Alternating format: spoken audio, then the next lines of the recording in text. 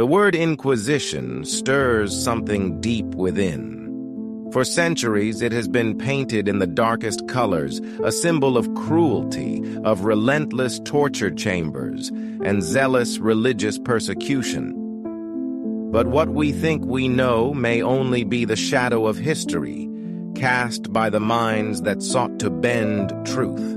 The Inquisition was not the uncontrollable storm of brutality that many believe it to be. Rather, it was more often a methodical process, bound by legal codes far more advanced than most secular courts of its time. How strange, isn't it, that the very institution said to embody intolerance was often the last hope for those falsely accused. Let us turn back the clock, not to the flames, but to the whispers that started it all. Spain, late 15th century, a land fragmented, trembling under the weight of uncertainty. The expulsion of Jews and the forced conversions of Muslims, events that scarred a nation, were not the creations of the Inquisition, but rather the monarchy concerned with unity, fearful of division. And yet this is where the challenge begins. The Inquisition did not drive these policies. Instead, it sought to ensure that those who converted, however reluctantly, were at least honest in their new faith, or so the records suggest. For the most part, this was not a body that delighted in punishment, but one bound to investigation, to discerning the genuine from the deceptive. It's unsettling, isn't it? To think that even those feared for their merciless judgment were guided by laws, and that justice was their stated goal. Consider the prisons of the Inquisition. Cold, damp stone. Yes, but what were they compared to the dungeons of secular rulers? Those taken by the Inquisition were often treated more humanely than those condemned by kings and queens, who wielded unchecked power. The inquisitors were scholars, clerics, men of the cloth, not mere executioners. The accused had legal representation, trials with evidence. Fair trials, as the records show, with a surprising number of acquittals.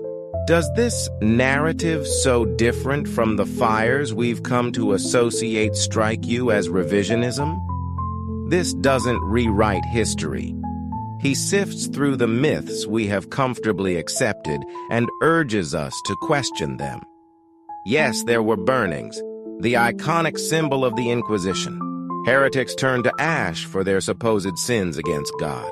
But here again, let us to look deeper. How many were burned? Thousands? Tens of thousands? The truth may surprise you. The number, though tragic, was a fraction of what is often claimed. The church was more concerned with saving souls than condemning them to the pyre. Many were given lenient sentences, penances, rather than execution. And yet the flames are what history remembers. Galileo, that brilliant mind we so often place at odds with the church, was not a victim of blind faith's fury. No, the trial of Galileo, let's remind, was more political than theological. A misunderstanding of power, authority, and perhaps timing, more than an attack on science. He was not burned at the stake. He was not tortured. Instead, he lived out his days under house arrest, a far cry from the horrific tales we often hear. But how, then, did the story of Galileo's trial become the emblem of the Church's supposed war on knowledge? The Inquisition was not an act of blind oppression, but of religious, legal, and social complexity. A time where the secular and the sacred collided, each trying to assert control.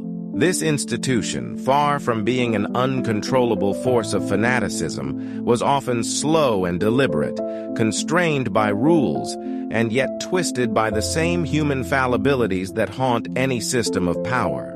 The past seems to whisper to us, is not always what we expect. The Inquisition wasn't the embodiment of evil, but a flawed institution caught in the crosswinds of its time. Its darkest moments, while real, have been magnified and shaped into something larger than history can verify. And it is here, between the myths and the reality, this voice is most urgent. Beware the stories that you have been told. So what do we do with this? How do we, in this century, judge those distant courts and their fire-lit halls? Let us not to forget the pain of the past, but to remember that history is more than stories. It is an act of questioning, an act of uncovering truths that we may not want to see, and that perhaps is the true lesson of the Inquisition. It is not about fire and ash, but about understanding the forces that shaped our world. Forces, both good and ill, that remain, even today, waiting for us to uncover them.